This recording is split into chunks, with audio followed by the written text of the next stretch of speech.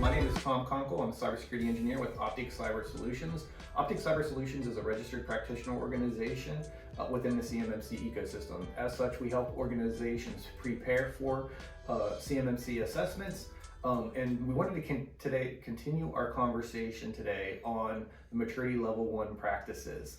And specifically today, we're going to talk about update malicious code protections. So once again, I have Kelly Hood, a cybersecurity engineer from Optic, joining me. So welcome, Kelly. Thank you. And as I mentioned, we're going to talk about the update malicious code protections practice today. This practice says that we need to update malicious code protection mechanisms when new releases are available. So what does that mean? Right, I think this one is pretty simple to understand. We need to update our malicious code protections. So a lot of times, now this is done automatically, or this is a lot easier than it used to be. But at the same time, we need to make sure those updates are coming through. There's constantly things are changing, new signatures coming through, and we need to make sure that we're getting that information. Excellent. So what are some of the key considerations that organizations may not think about or need to be aware of as they're trying to make sure that the updates are coming through?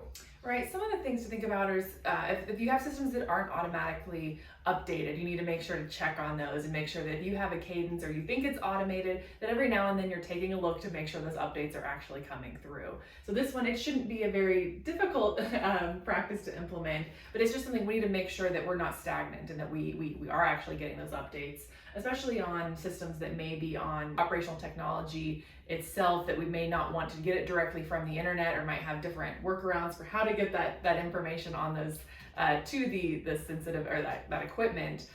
We need to make sure we still have to update that and that it's coming through. Right, yeah, exactly. Just like we've talked about with many of the other practices, this one definitely ties back to the practices of making sure, identifying where we're going to put the AV, so now that we know where it is. And then we have previously talked about the boundary protections, making sure that the network only is receiving data and information it needs. It's easy for an organization to understand the data they need to do their business, but it might be harder for them to realize, oh, we need to, we closed it down too tight, we're not updating our signatures. So having that, the system boundaries defined, understanding where those protections are in place so that we can have the ability to ingest this information to keep those virus definitions and signatures up to date is very important.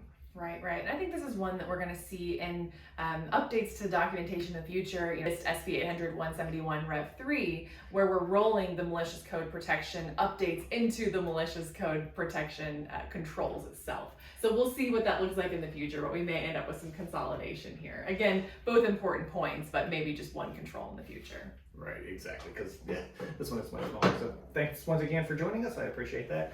And as always, if you have any questions or need additional assistance in implementing any of the CMMC practices, feel free to reach out to Optic Cyber Solutions at info@opticcyber.com. Thank you. Thanks for joining me today as we walk through the CMMC Maturity Level 1 practices. As always, please feel free to reach out if you have any questions or you'd like assistance in implementing the CMMC practice. We'd love to help you in your CMMC journey. So feel free to reach at info@opticcyber.com, and thanks for watching.